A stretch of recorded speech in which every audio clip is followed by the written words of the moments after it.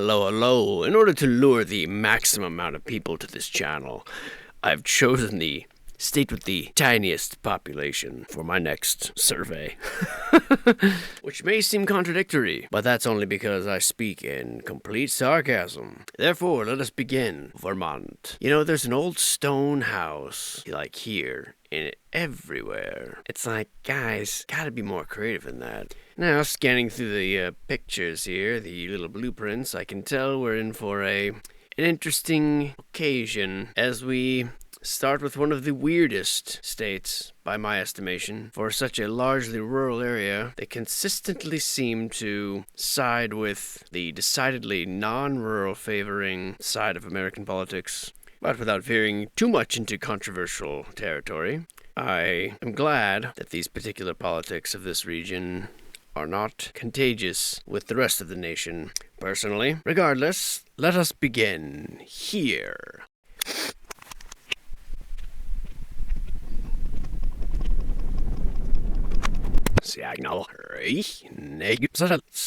What I mean by here is here in Castleton, Vermont. The date of erection, they believed it to be 1833, on rather dubious foundations. That part I added. Architect was Thomas Royal Dake. However, the Royal is scratched out on these documents, and Reynolds is penciled in instead. We're told it's all wood except the lampposts, which are made of brass, and we could not learn of any other existing records. After Thomas Royal/Reynolds Dake designed this pulpit and started to build, he learned that the Church Society could not raise enough money to meet the cost of it. Well, he was very anxious to see it completed, so he put $240 of his own money into it, so it would be completed. And this information was secured by the field party from an old resident in the town of Castleton. And that is all we're told. A very interesting old place. As you can tell, it shares some commonalities with other mysteries that we often recklessly speculate upon. This being the inside of this pulpit in Federated Church. A rather remarkable building for 1833. Very clean lines and very interesting architecture. And this design is very common. We've seen this before many times in many places that are similar, seemingly beyond the capacity or ability of men of this era, but that's just what it seems like. After all, the documents tell us otherwise, so we must believe the documents, it's the only way. This is the Gamaliel Painter House in Addison County, Vermont, the corner of Court and South Pleasant Streets. That is the extent of what we're told. Well, here it says that it's clapboarding and corner pilasters and that sort of thing. 2 stories, built in 1807, with these familiar little mystery andirons here, and a very classy little place. Indeed, 1803 they say. I'm sorry, 1807. Although this photograph is from 1940, and just look at that foundation. Very curious. They claim it's 2 stories, but seems to me, here we are again with our mystery orbs and a rather beautiful home, especially this floating sort of staircase. It's a remarkable design for such an early era, being 220 years ago. A remarkable feat. So far, these are curiously devoid of information, and that trend continues here in the old chapel of the Middlebury College, which is now an administration building. And that's essentially all we're told about the place. Other than that, it's composed of ashlar masonry, and it's 3 stories on an elevated basement, with a 2-stage tower. Built in 1836, these photos are from 1940. And indeed, a very bizarre entrance, considering there's a perfectly fine one here. One wonders if this was sort of excavated later. And there it is from the side view. This, I believe, looks like it's a different part of the campus. But we've got the similar sort of window thing happening, as we see everywhere in this basement-loving era. And we are told little else. And actually, this second photograph was not even meant to be for this. It was meant to be for this. This is the Painter Hall. Again, we're told 1816 initial construction, 4 stories, given to the college by Gamaliel Painter, which I am assuming is that, I had assumed that was an occupation painter, but I'm starting to believe that it's actually the name of a person.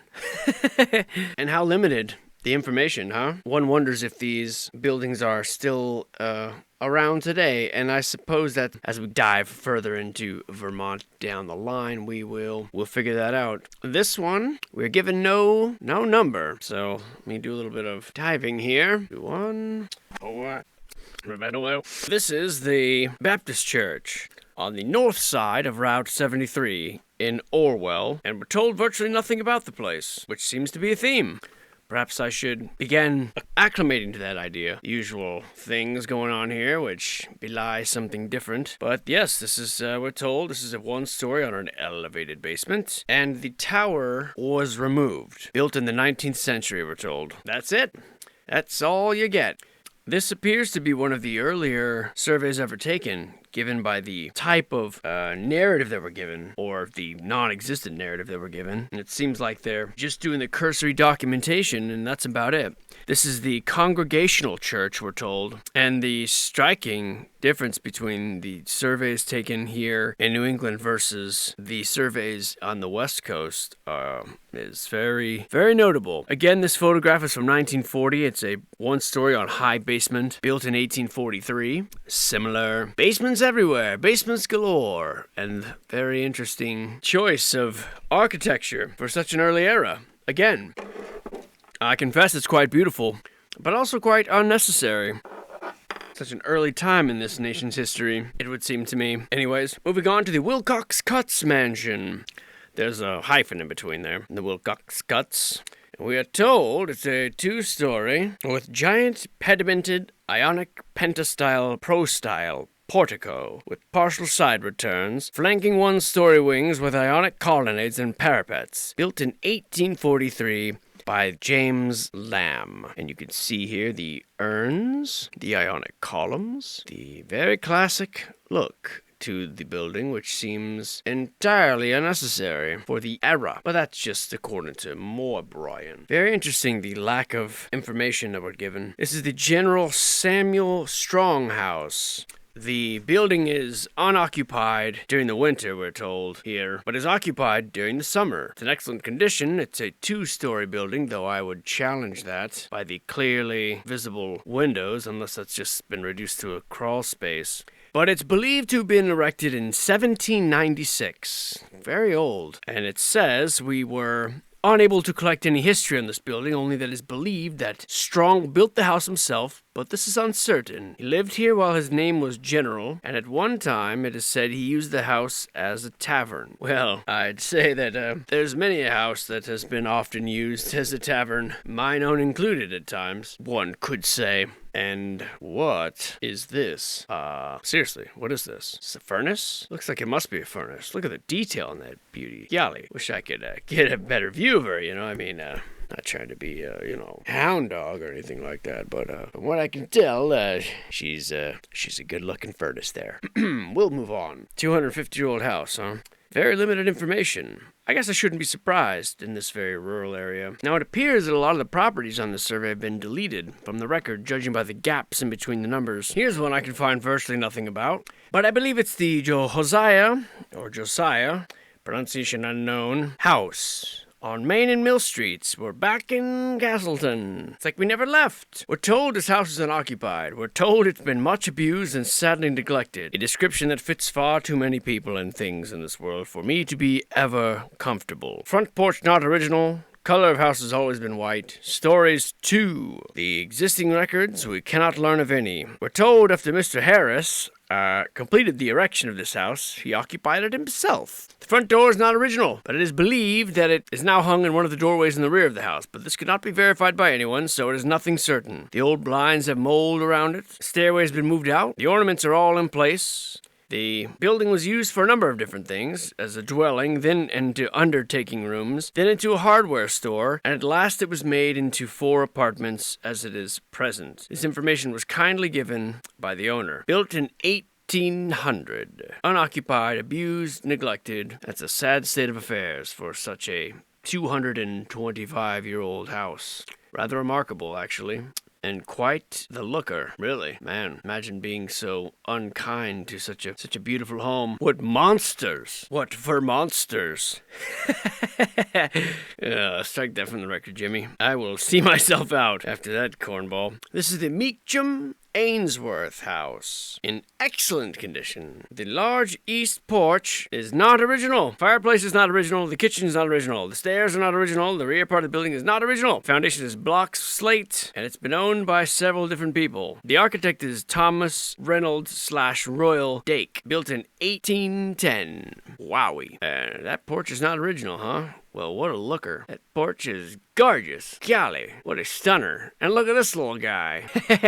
Hey, guy. What a tiny human. And what a beautiful portico. Hell of a door. And the old going extinct grandfather clock. And oh my! Do not let Harry and the Hendersons see that. He will freak the bleep out. You've seen him do it. At least I have. John Lithgow has. You could ask him. John Lithgow's still alive. Haven't seen him around in a while. Thankfully. Usually the celebrities that do pop up are all, for very unsavory reasons, like perhaps part of a secret club that is under some scrutiny of late, yes? Yeah, the Reaper will come to call. It's only a matter of time. Vindication for the rest of us. So take that, former friends who rejected my preliminary investigations and subsequent revelations. But I would say to thee, not I told you so, but merely welcome aboard. We've been waiting. This is the pulpit in Federated Church. Wait a second. No, we already learned of that. That can't be right. Are we back here? How could that be? We're back at the pulpit of Federated Church? There must be two. Weird, there is two. Anyway, this one is built in a Doric hexastyle, pro-style portico, 3-stage tower and spire. Notable pulpit built in 1832/33, with the same architect, however, Thomas Royal Dake. Here, it's not Reynolds, it is Royal. So yeah, same style, same name, same layout, essentially, same architect, but different building. Interesting. Who would have thought one would be forgiven for having mixed them up? And curious graveyard to be so close to the building there. It seems a little odd. Like, give it a little space, Like the space between. This is the B.F. Langdon house. Or what we're told, anyways, the B.F. Langdon house. We're told it was built in 1823 by the same frickin' architect as apparently built everything in this era, Thomas Royal Dake, whose middle name, I'm told, is Suckmy. Built in 1823, I think I already said that, and very limited information, of which I've already told you all of it. I'd like to point out the brick foundation that is apparently at odds with the rest of it, but that's just my own reckless speculation. The Justice Ransom House. Again, in keeping with the theme, we are given very little information, other than that it was built in 1848 by the same Thomas Royal Dake architect. How could it be possible that one man built every house in this entire survey? Just seems very unlikely, I don't know. I guess it's possible. Or it's just that, they just accredited it all to one guy because they had no reasonable explanation why they all existed. Or one guy came upon all of them and I don't know, man. You come up with a friggin' story. You do it. Chances are to be a lot better than this story we're told about this stuff. I don't even know what this is. Very random, dilapidated doorway they're showing us here. Seemingly belonging to no property. Wait, okay, this gets even weirder. This apparently is the Thomas Royal Dake house. That's right, the same architect that we're told built all these amazing properties. This is the one that bears his name. Built in 1809. First known work of prominent early 19th century castles and architect. And this is the entry porch, which is now demolished, with a notable curved staircase and hall, which we are not shown. We're only shown this junky little doorway. Okay. The plot thickens. So the guy that built all these amazing houses only has one house assigned to him, or named after him, that bears one home that bears his name, and it's the most dilapidated one on the block. That makes zero of sense. This is the Guggen house. We're told that this is in very good condition. The date of erection was somewhere around 1800. The wallpaper is believed to have been imported from England about 1812. And this information was given by Mrs. Hollis Loveland, who owned the place, when this survey was conducted in 1940. We're told it's of 2-story, made of white pine. And again, very interesting entranceway, looking like just some stacked concrete slabs, which doesn't really fit the rest of the home. Look at that scene. Gorgeous. How cool is that? What an interesting home. It looks like it's been kept in immaculate condition, although the blocking up of the fireplace is a bit odd. You know, in a place as cold as Vermont, this must be an original doorknob. Either way, have it. We're not going to block this one up, huh? Curiouser and curiouser. What a lovely home.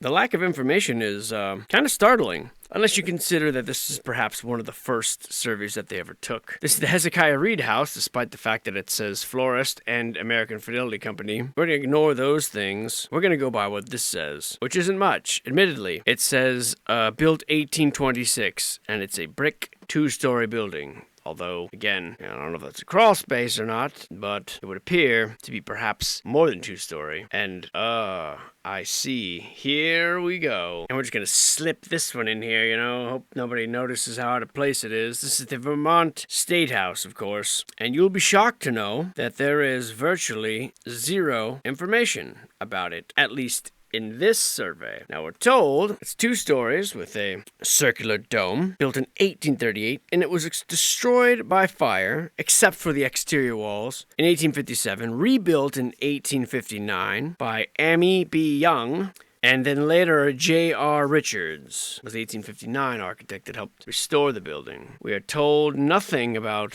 this, or you know, any of it. And actually, the one picture that we're given, that's it. Unbelievable. You're just gonna casually take a picture of this thing, claim it's 2 stories, though clearly I can count windows 1, 2, and 3 on the side over here, and just ignore the fact that this is an absolutely astounding building to be built in 1859. I mean, even compared to the residences, this is unbelievable. And of course, destroyed by fire, but randomly rebuilt and enlarged 2 years later. And that's it. I mean, this alone, the weight of this alone, how would they even get this up here? Assuming this is a statue made of, I don't know, stone, bronze, whatever, iron. You have this massive door here. Unbelievable. I can't believe that they would just pass this off in just such a tiny little... That's ridiculous. Oh, of course. We gotta have our little horse and buggy here to set the date. Just park right there and act like it's normal to have these dirt roads next to this 5-story building here. Absolute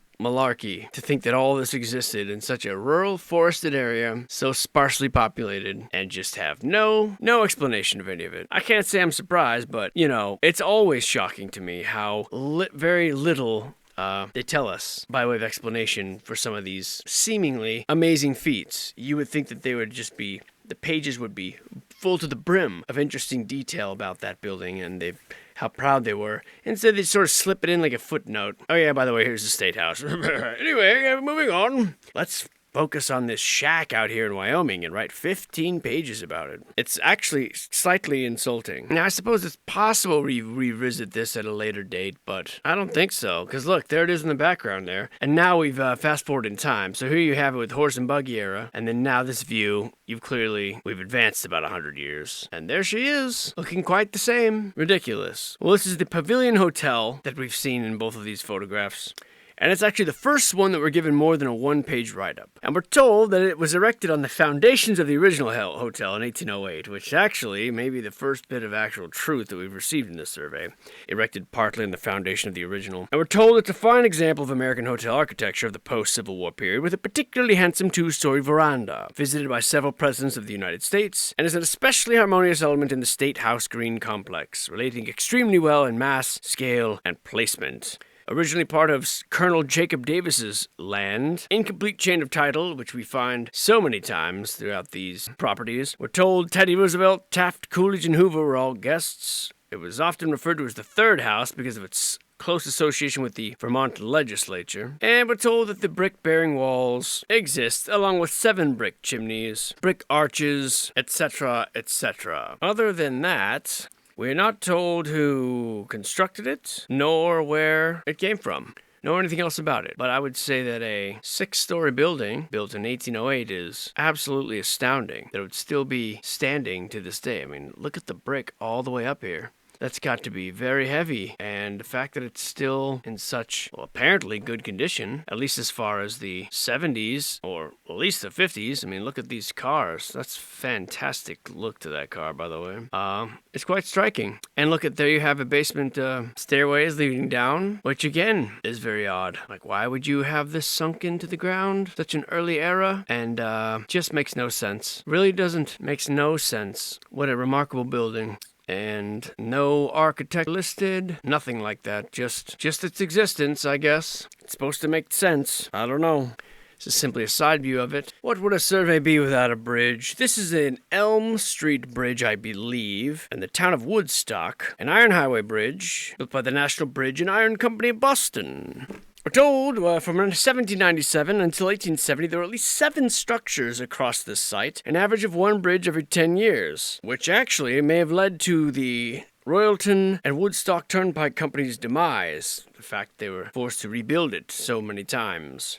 Apparently, there were several reasons. The most obvious is the general susceptibility of wooden bridges to fire. While there is no record of a fire on any of these bridges, okay, so it's not so obvious, is it, that it's the major difficulty.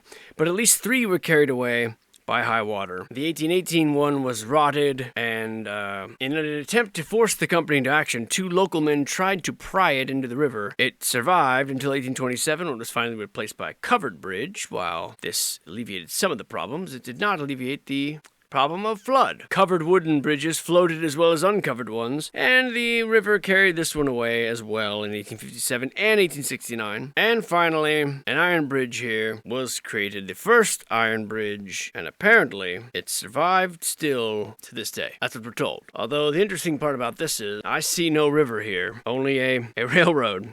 So perhaps there was a canal here that was eventually turned into a railroad.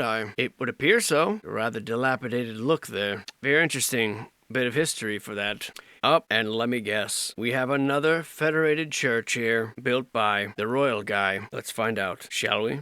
This is the Congregational Church. I was wrong. Built in 1833, the foundation is of stone. We could not learn of any other records of this building. The only information in this history was secured from a booklet entitled History Sketch, Congregational Church in Grafton, Vermont. It is difficult now to write any satisfactory history of this church. The records are scanty, and the early ones chiefly relate to what are now unimportant and uninteresting matters. The pages are filled with reports of the discipline of members. In fact, one would think from reading them that the rule of ecclesiastical discipline in the 18th chapter of Matthew is the most obligatory of all the commandments. There is, however, one interesting fact suggested by these reports, and that is that no member of the church appears to have been disciplined because of infidelity to a creed, a fact which may reflect a double credit upon the church, that it was easily orthodox, and that purity of life was considered more important than acceptance of creed. No permanent settlement was made in this town until 1780, and it was 5 years later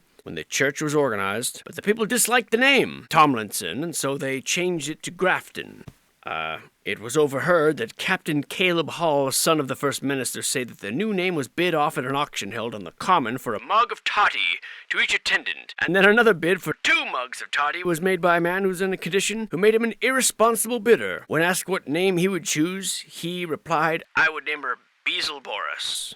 Finally, the church in town unanimously chose Reverend William Hall as a pastor. The ministers drank with the laymen, the church continuing with the habit of intemperance, and they had liquor at their meetings with each other. This custom prevailed until 1834. It is not surprising to note that one of the first meetings of the church was for the discipline of a charter member overtaken by strong drink. Allegedly built in 1792, had no steeple. Later on, it was added onto, was a fine building for the time and place. This information was secured from a booklet entitled History Sketch, Congregational Church, Grafton, Vermont, written by S.B. Pettingill of Grafton. A rather strange history, I'll add, for a rather remarkably constructed brick building.